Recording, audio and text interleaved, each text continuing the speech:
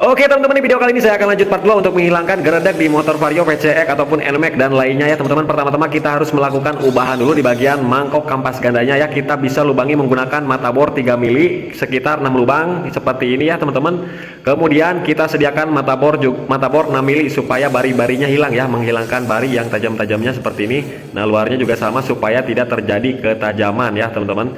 Nah seperti ini ya. Nah ini di bagian siku-sikunya biasanya ini kotoran menumpuk di bagian sini akan menyebabkan geredek ya teman-teman. Kita coba nih, ini kita coba menggunakan debu ya. Nah nanti si debunya seperti itu bisa keluar ya, karena ini kampas ganda nantinya berputar ya teman-teman. Itu logikanya seperti itu. Ini yang pertama ya. Kemudian yang kedua, kita buka dulu untuk murnya menggunakan kunci tingkat 9. Kemudian kita buka ya di bagian kampas gandanya ini. Nah kemudian kita bisa lihat ini untuk gapnya masih standar ya teman-teman, sekitar 3 milian. Ini masih bagus untuk kampas gandanya. Kemudian kita buka untuk plat dan sepinya ya, menggunakan obeng min kecil ya teman-teman. Seperti ini ada 3 biji, karena masalah geredek itu ada di bagian sini ya, antara kampas ganda dan mangkoknya. Kemudian kita congkel menggunakan obeng min di bagian platnya. Harus balance ya, harus seimbang supaya bisa keluar dengan mudah, jangan satu-satu.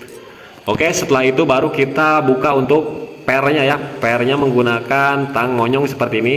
Kemudian kita lepas. Nah bisa kita lihat sendiri ini di bagian kampas ganda ini seret ya, ada yang seret nih, 2 biji seret. Kemudian ada yang longgar. Nah ini akan menyebabkan tidak balance-nya saat kampas ganda mekar ya. Ada yang mekar duluan. Nah yang mekar duluan itu yang loncer ya teman-teman. Kalau yang seset ataupun seret itu bakalan membukanya itu telat, jadinya bisa mengakibatkan geredek ya teman-teman. Kemudian kita cek beratnya itu harus sama ya. Biasanya kalau yang ori sama semua, tapi kalau yang KW yang lokal itu beratnya berbeda, itu juga menyebabkan geredek. Nah di sini sama ya, balance ya, 244 gram. Kemudian di bagian pennya kita amplas ya teman-teman, secukupnya aja. Kita hilangkan korosi-korosi yang membuat serat kampas gandanya itu. Kemudian kita bersihkan ya, kita lap saja seperti ini semua komponennya. Kemudian di sini di bagian kampas gandanya saya akan menggerinda, saya akan buat jalur X seperti ini. Supaya apa? Supaya si kampas ganda itu lebih mencengkram dan mempunyai jalur-jalur debu. Ketika kampas ganda itu kotor, maka si kampas ganda ini tidak semuanya menekan debu, jadi dia mempunyai celah untuk menghilangkan debu seperti itu. Jadi punya jalur debu ya teman-teman. Mungkin teman-teman juga paham kalau teman-teman tahu logikanya ya, seperti ini.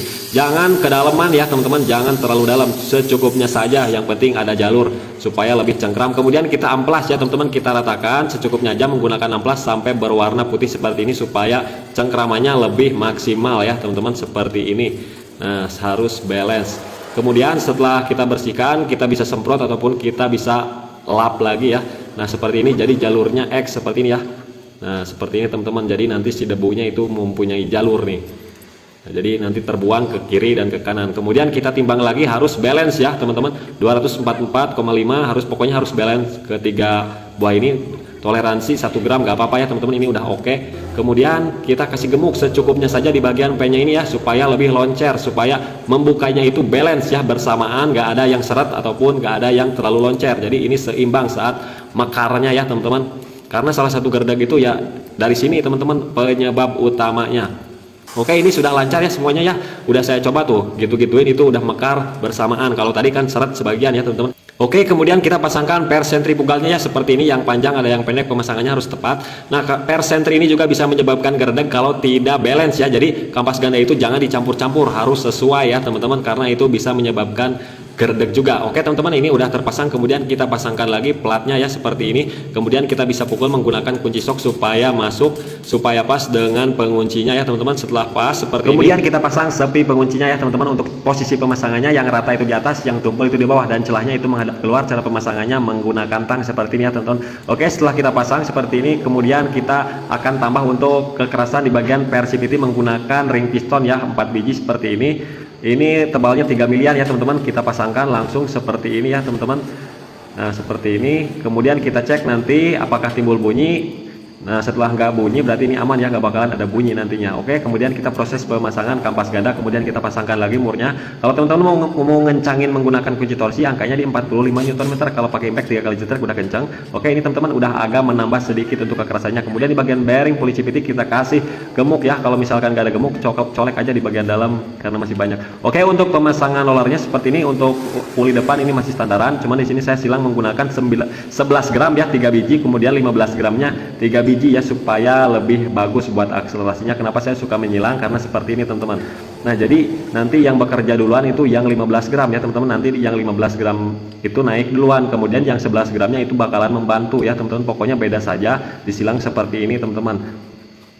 Teman-teman bisa jajal lah sendiri kenapa saya lebih sukanya disilang, karena berbeda ya, karena yang ngelontar ataupun naik duluan itu yang 15 gram yang berat ya, dan yang ringan itu nanti nyusul. Oke, kemudian kita pasang tutupnya, kemudian kita kocak-kocak jangan sampai bunyi berlebihan. Oke, kemudian kita kasih gemuk di bagian rumah lornya, ada seal di situ, kemudian kita pasang bosnya dengan hati-hati supaya sealnya nggak menyon ya.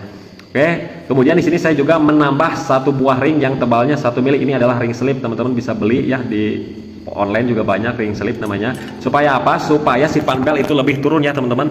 Jadi akselerasinya lebih bagus. Nah jadi si panbel ini bakalan lebih turun dan yang belakang itu bakalan lebih naik untuk panbelnya ya. Jadi akselerasinya bagus. Cuman di bagian top speed itu agak sedikit telat ya teman-teman. Sama aja ini halnya dengan bubut puli ya teman-teman. Cuman di sini kan minimal boot gate, jadi tinggal kita tambahan ring slip aja. Oke, tinggal kita proses pemasangan seperti ini.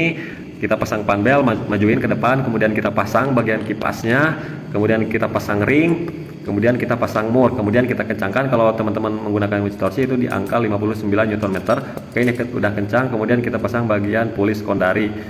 Kita tarik ke belakang, kita pasangkan ya teman-teman seperti ini.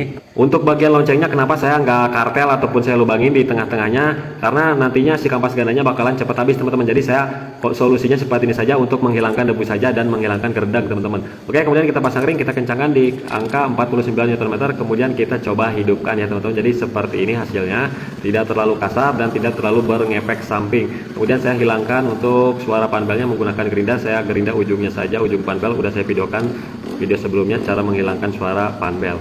Oke teman-teman, jadi seperti ini, tinggal kita pasang. Ditutup CVT ada 2 buah bos, kita pasang, kemudian kita kencangkan bautnya secara menyilang, kemudian kita coba ya teman-teman, kita jajal. Nah standar 2 seperti ini, ketika dihidupkan itu limitnya nyampe 120 km tanpa beban ya teman-teman. Seperti ini udah saya jajal dan hasilnya di akselerasi tarikan pun lebih enak. Upgradean seperti ini, cuman upgradean seperti ini leletnya itu ketika mau muncak ke top speed ya teman-teman, paling nyampe 100 km per jam saja. Ini sangat rekomendasi banget ketika medannya nanjak dan beban berat ya teman-teman. Oke teman-teman, mudah-mudahan informasi ini bermanfaat.